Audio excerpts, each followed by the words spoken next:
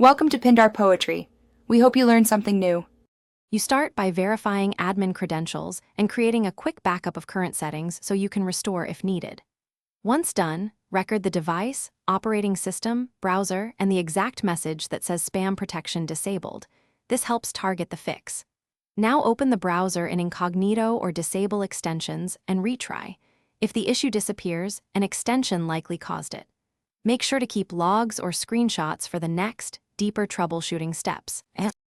You now dive into the middle of the fix by examining spam filter rules and any whitelist or blacklist entries that could block legitimate traffic. Next, check server-side protections, firewall rules, SMTP relay settings, and API keys, because disabled spam protection can be a side effect of misconfigured services.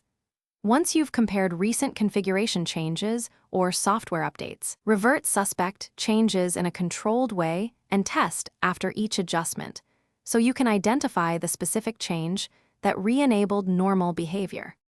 You finish by re-enabling spam protection using conservative rules and immediately monitoring logs for false positives or blocks. Make sure to roll forward any security updates and document the final working configuration so you don't repeat the same issue. If problems persist, try the key troubleshooting tip. Test from an alternate network or device to rule out local blocks, and if that doesn't help, restore the backup you made earlier and escalate with exact logs to support.